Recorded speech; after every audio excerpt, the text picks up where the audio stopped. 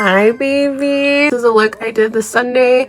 Every Sunday I'm gonna be doing Paint with Mars Sundays, and we're just gonna do different looks. I use the LA Colors palette. You can find this literally at the Dollar Tree for $1.25. Now, do I recommend it? Not really.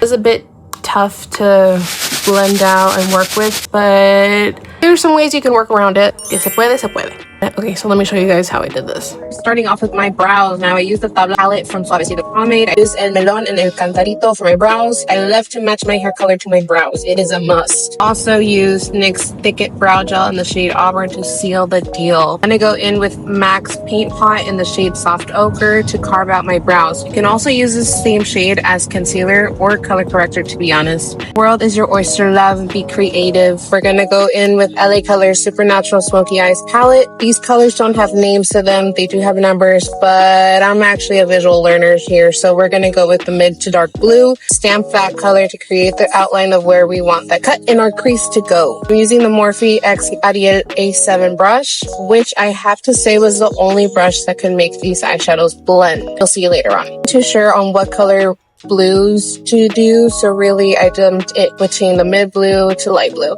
Diffusing when I could, but at some point I started seeing that the diffusing was not working as I hoped and it was getting messy. So I ended up using a Q-tip to take off any excess shadows near my brow, and it ended up working in my favor. Did however notice that once I sprayed the Fix Plus on the A7 brush, it definitely made it a lot easier to work with the shadows. When we begin to carve out the cut crease, don't drag the concealer. It will make it very muddy.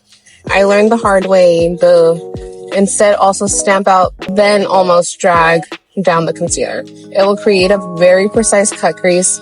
Afterwards, you can re-stamp with the blue if you notice that it's not as carved out as you want it to be. Then went in with my finger with the shade La Calavera from the Suavecito Pomade, the Tabla palette, to seal the concealer on my eyelids from the cut crease. Touched up my brows one more time, and then it was time to do what I did on the top of the cut crease below my eyes. What you do on the top, you have to do on the bottom. This Kiss Strip Lash adhesive really grips, but what I like to do is add adhesive on top of my eyeliner so the stripped lashes can have something else to grip on. Last touches to my cut crease, and I just diffuse whatever parts I see need diffusing or more color.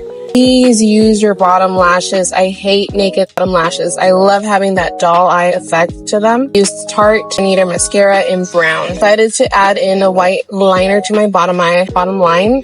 No sé cómo se dice, but also add a white liner under my winged eyeliner. I have a big lip bag, not that lip cochina, but decided this look needed a nude lip combo. Something about the eyes having that main stage is just mwah, chef's kiss. I sealed it all in with Milani's Make It Last setting spray, eyeshadow. Mamas, I hope y'all love this first ever Paint with Mars Sunday look, and see y'all next Sunday. Mwah.